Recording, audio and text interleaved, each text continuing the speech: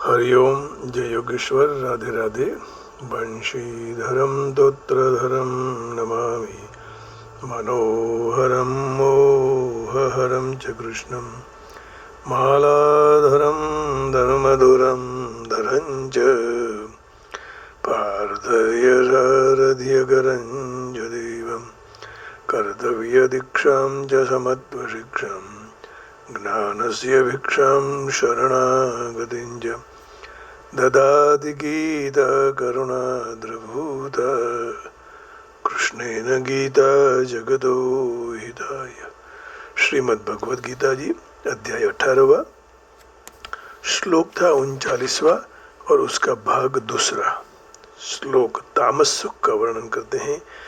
यदग्रे चानुबंधे च सुखम मोहनमात्मना निद्रालस्य प्रमादोत्तम तत्तामसमुदारुतम। कहते हैं कि निद्रा, आलस्य और प्रमाद से उत्पन्न होने वाला जो सुख आरंभ में और परिणाम में भी मोहित करने वाला है उसको तामस सुख कहा गया है। जो अच्छा लगता है हमें, पाँव ऐसे ऊंचे करके बैठे बैठे खाना, सोते सोते टीवी जना, सोते सोते खाना, है ना।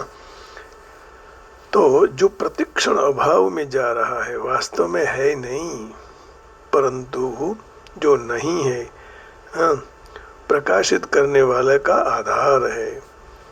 और जो वास्तव में तत्व है तो वह उस तत्व को सच्चिदानंद कहते हैं। वास्तव में है उसको सच्चिदानंद, और जो नहीं है वह तामस सुख है। तो उसको हम क्या कहेंगे फिर? तामस सुख। प्रमाद, आलस्य, निद्रा निरंतर सत्ता के रूप में रहने के कारण उसको सत कहते हैं। ज्ञान स्वरूप होने के कारण उसको चित कहते हैं, सच्चिदानंद की बात करें। और आनंद स्वरूप होने के कारण उसको आनंद कहते हैं। तो सच्चिदानंद परमात्मा का ही अंश होने से प्राणी भी सच्चिदानंद स्वरूप है। परंतु जब प्राणी असत वस्तु की इच्छा करे तो फिर वह परमात्मा नाराज हो जाते हैं, क्योंकि जो जिसका अंश है वो उसको इच्छा करनी चाहिए, क्योंकि वो भी सत्य है। मुझे ये मिल जाए, मुझे वे मिले, मेरी इच्छा अपने आप स्वाभाविक आनंद सुख फिर ढक जाता है। बात भी सही है। हम यदि इच्छाएं करते रहेंगे तो हमारा आनंद निकल जाता है। जब असत वस्तु की इच्छा दूर हो जाए तो इच्छा होते ही, दूर होते ही अपने आप स्वाभाविक सुख प्रकट हो जाता है। नित्य निरंतर रहने वाला सुख रूप तत्व है। उसमें जब सात्विक बुद्धि तल्लीन हो जाती है तब बुद्धि में स्वच्छता, निर्मलता आ जाती है। और स्वच्छ और निर्मल बुद्धि से अनुभव में आने वाला स्वाभाविक सुख सात्विक सुख कहा गया है। बुद्धि से भी जब संबंध छूट जाए तब वास्तविक सुख रह जाता है। सात्विक बुद्धि के संबंध से ही सुख की सात्विक संज्ञा है। बुद्धि के साथ का संबंध छूटते ही सात्विक संज्ञा फिर नहीं रहती है।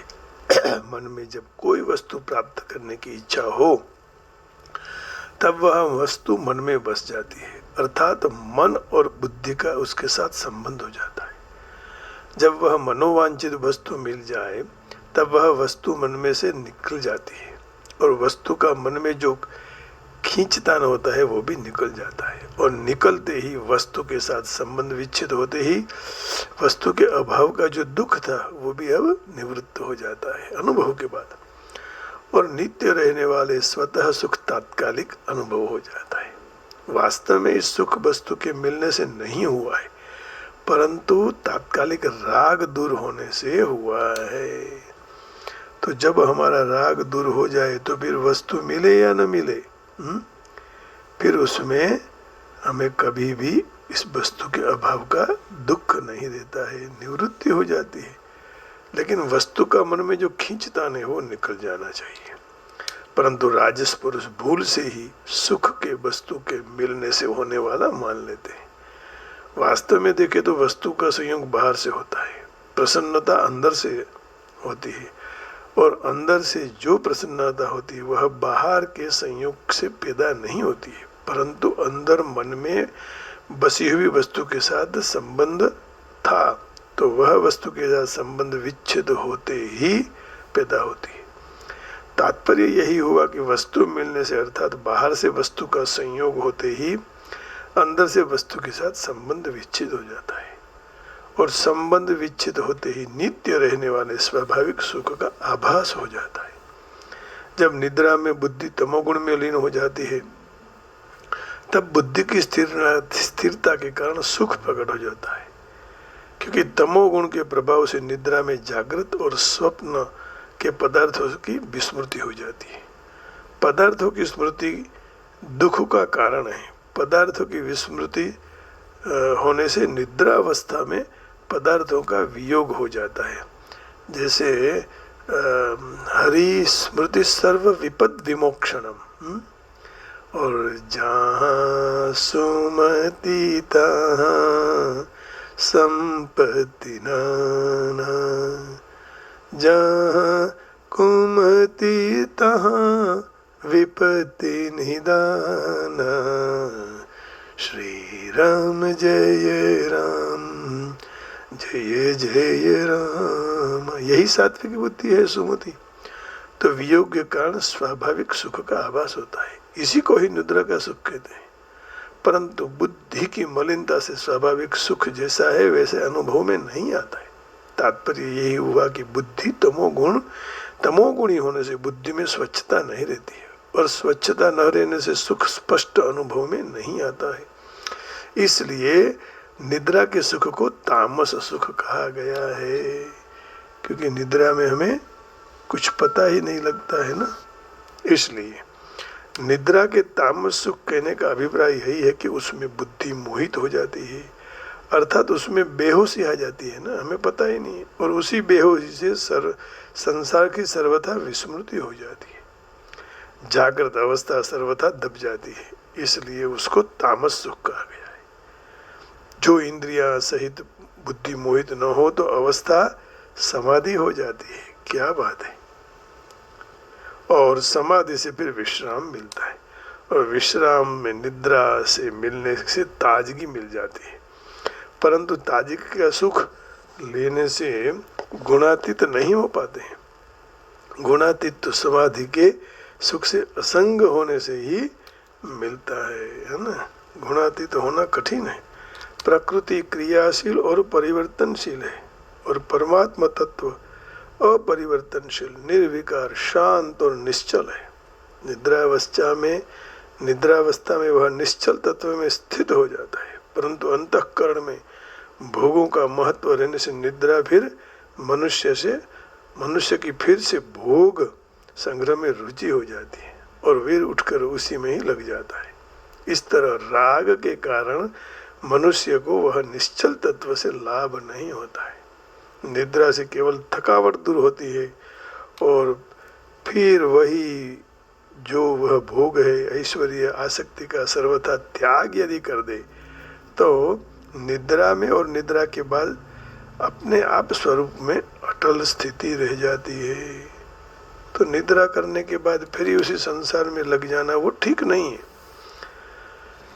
तो इसका अनुभव होना चाहिए। इस सब का तात्पर्य यही है कि सात्विक मनुष्य को संसार से विमुख होकर तत्व में बुद्धि तल्लीन होने से सुख होता है। राजस मनुष्य को राग के कारण अंतःकरण में बसी हुई वस्तु बाहर निकलने से सुख होता है, और तामस मनुष्य को वस्तुओं के लिए करने वाले कामों और कर्तव्यों की विस्मृति से और निरर्थक क्रियाओं में लगने से सुख होता है। इससे सिद्ध हो रहा है कि नित्य निरंतर रहने वाला सुख रूपी तत्व है, तो असत के संबंध आच्छादित रह जाता है।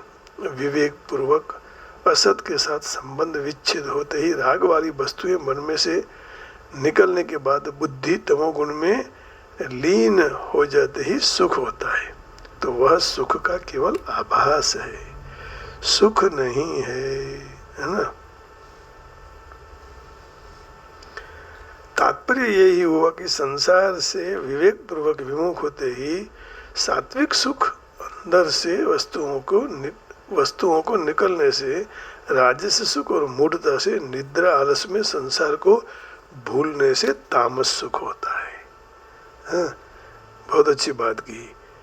जैसे वस्तुएं निकल गई, जैसे संसार से विमुख होते ही सात्विक सुख अंदर से वस्तुओं को निकल जाने से राजसिक सुख, और आलस में फिर भूलने से तामस सुख। संसार थी विवेक पूर्वक विमुख तथा सात्विक सुख, अंदर थी वस्तुओं निकली जाए तो राजस सुख, અને મૂઢતાથી નિદ્રા આળસમાં સંસારને ભૂલવાથી तामस सुख થઈ જાય છે।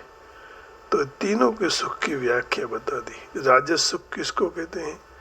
तामस सुख तो सात्विक सुख में विवेक होना चाहिए, राजस सुख में वस्तुएं निकाल दो अंदर से तो सुख मिलेगा।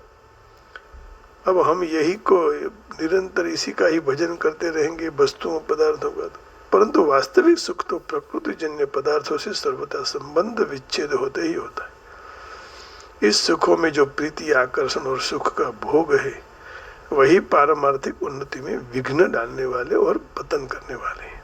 इसलिए पारमार्थिक उन्नति चाहने वाले साधकों को तीनों सुखों के संबंध विच्छेद करना अत्यंत आवश्यक है। सात्विक सुख भी नहीं चाहिए, राजसिक सुख भी नहीं चाहिए, तामस गुण नहीं चाहिए, गुणातीत हो जाओ, ऊपर उठ जाओ। जो दे रहे हैं उसको अनुभव करते रहो, देखते रहो, दृष्टा बन जाओ। बस दृश्य दृष्टा जब एक हो जाते हैं तो फिर न सुख और न दुख, केवल सच्चिदानंद का अनुभव होते रहेगा। तो तामस मनुष्य में मोह होता है। तमस्त्व ज्ञानजम विद्धि मोहनम सर्वदेहिनाम। मोह विवेक में बाधक है। तामसी वृत्ति विवेक को जागृत नहीं होने देती है। इसलिए तामस मनुष्य को विवेक मोह के कारण ढक जाता है।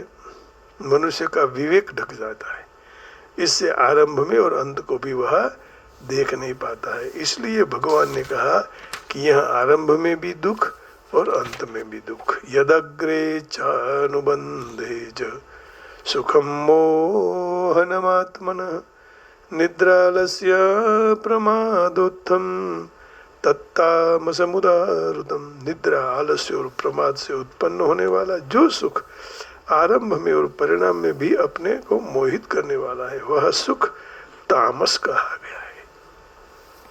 आइए इंग्लिश में इसका ट्रांसलेशन क्या करते हैं ये जरा देख लेते हैं। इसमें लिखा है, श्लोक तो अपना यही है, यदग्रे चानुबंधे च, that which stupefies the self during its enjoyment as well as in the end derived from sleep, indolence and obstinance error. Such delegate has been called तामसिका। राइट, उसको तामसिक कहा गया है।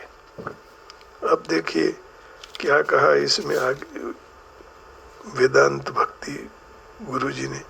And that happiness which is blind to self-realization, which is delusion from beginning to end, which arise from sleep. Laziness and illusions is said to be the nature of ignorance. अब प्रभुपाद जी क्या कह रहे हैं वो जरा हम जान लें। 39वें श्लोक में, जो मनुष्य आलस और निद्रा में सुखी रहता है वह वास्तव में तमोगुणी होता है। जो मनुष्य किस तरह काम करना किस तरह नहीं करना ये ज्ञान नहीं धारण करता है वो तमोगुणी है। तमोगुणी मनुष्य के लिए सारी वस्तुएं ब्रह्म मोह होता है। हाँ, उसको न उसको आरंभ में सुख मिलता है न उसको अंत में सुख मिलता है। रजोगुणी मनुष्य के लिए प्रारंभ में कितना क्षण जीव सुख और अंत में दुख हो सकता है, परंतु तमोगुणी मनुष्य को तो प्रारंभ में ही और अंत में ही दुख होता है। तो यदग्रे चानुबंधे च, यदग्रे चानुबंधे च सुखम मोहनमात्मनः निद्रालस्य प्रमादोत्थम तत्तामसमुदारतम। उसको तामस सुख कहा गया है। तो उस तामस सुख के दूर करने होने के लिए केवल एक ही रास्ता है, भगवत भजन। कठिन तो है ही, लेकिन फिर भी हम प्रयत्न करेंगे तो एकाध अंश तो मिलेगा। कुछ न कुछ फायदा तो होने वाला ही है, नुकसान तो होगा नहीं। लोग कहते हैं कि राम राम कहने से क्या फायदा है। अरे भाई, यदि आपको कोई एक चाटा मार दे, गाली दे दे, गाली देने से आपको असर होती है, तो फिर राम के नाम लेने से असर क्यों नहीं? हाँ, तो हमें क्या करना चाहिए कि जब भगवान, हम लोग क्या करते हैं, मुश्किल में ही ईश्वर को याद करते हैं, लेकिन हम निरंतर उनको याद करें तो वो हमारे पीछे पीछे ही मदद करने के लिए तैयार है। तो आइए ऐसे परम कृपालु दयालु परमात्मा का हम भजन कीर्तन जितना हो सके करते ही रहो, करते ही रहो। बस यही तो मनुष्य जीवन की सार्थकता है। आइए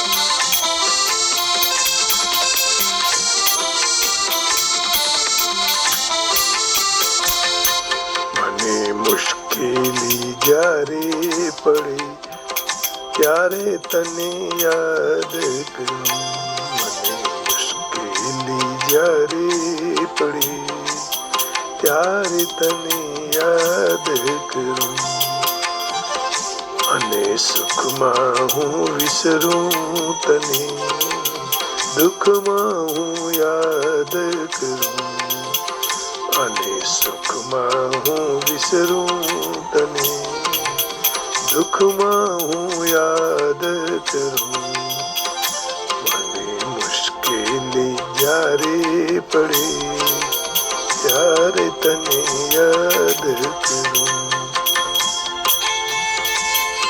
कुंता माता ने मांगा था ना, विपदा संत न शश्वत यत्र तत्र जगत गुरु भवतो दर्शनम यस्यात् अपुनर्भव दर्शनम। हे प्रभु, हमें दुख दीजिए तो आपको याद करेंगे, स्मरण करेंगे, आपके दर्शन होंगे, आपको आना पड़ेगा, इसलिए दुख चाहिए। सुख में सब भूल जाते हैं, सुख के सब साथी दुख में न कोई। हरे कृष्ण हरे मूडी होय जारे बे पैसानी, मूडी होय जारे पैसा, बनी जाऊं प्यारे बहु अभिमानी, बनी जाऊं प्यारे अभिमानी, जारे खावाना सासा पड़े प्यारे तने याद करूं, जारे खावाना सासा पड़े प्यारे तने याद करूं, मने मुश्किल जारे पड़े प्यारे तने याद करूं, मुश्किल जारे पड़े प्यारे तने याद करूं। यही तो संसार का दस्तूर है। जब हमें दुख पड़ता है तो हम सबको याद करते हैं, लोगों को याद करते हैं, मित्रों को, बंधुओं को, भाइयों को, लेकिन सुख में कोई किसी को याद नहीं करता। सुख ऐसी चीज है, भौतिकता, कि आदमी सब कुछ भूल जाता है। मैं कौन हूँ, मेरे कौन है, मुझे क्या करना चाहिए, ये सारा विवेक भूल जाता है आदमी, भ्रम में, मोह में फंस जाता है। साथे जारे बेसंगाथी, साथे होय जारे बेसंगाथी, गज गज फूले त्यारे मारी छाती, गज गज फूले त्यारे मारी छाती, जारे एकलड़ा मरवू पड़े ત્યારે તને યાદ કરું, જ્યારે એકલડા મરવું પડે ત્યારે તને યાદ કરું, મને મુશ્કેલી જ્યારે પડે ત્યારે તને યાદ કરું, સુખમાં હું વિસરું તને, દુઃખમાં હું યાદ કરું, મુશ્કેલી જ્યારે પડે ત્યારે તને યાદ કરું, ત્યારે તને યાદ કરું. Hi guys, I want to share with you an amazing all-natural solution. जब जब कष्ट पड़ता है तभी हम भगवान को याद करते हैं, बाकी कोई ईश्वर को याद करता नहीं है. आइए आप सबके हृदय में बैठे हुए परमात्मा को प्रणाम करके आज की सत्संग को वाणी को विराम देते हैं. और कोई अच्छा एक शंभु चरणे बड़ी छोटा है, इसको गा लेते हैं, है ना. अभी शिवरात्रि भी आने वाली है तो उसको गाएंगे हम.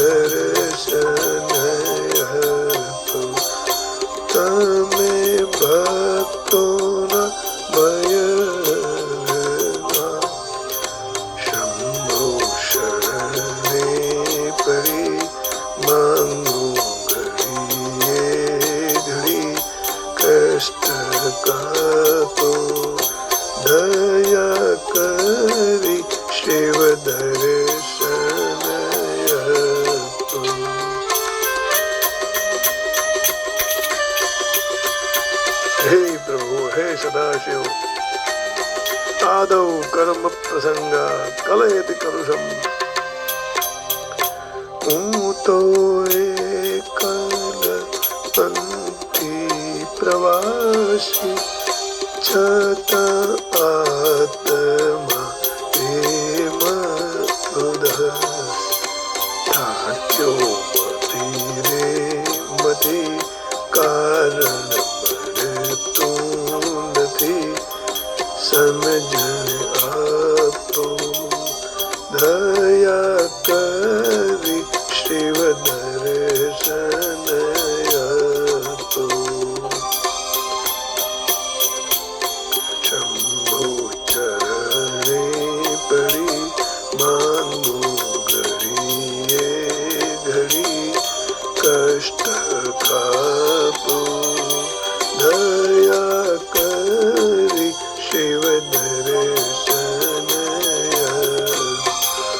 दया करे दर्शन शिवया तो दया करे दर्शन शिवया तो दया करे दर्शन शिवया दो। आप सबके हृदय में बैठे हुए भगवान शिव जी को प्रणाम करके वाणी को विराम देता हूँ। जय श्री कृष्ण, हरिओम, राधे राधे, जय योगेश्वर, जय गोविंदा गोविंदा, जय गिरनारी, जय हो प्रभु, जय श्री राम, जय राम जी की, बरसाने वाले की जय, राधा रमण की जय, वृंदावन बिहारी लाल की, बाके बिहारी लाल की जय, जय हो जय हो जय।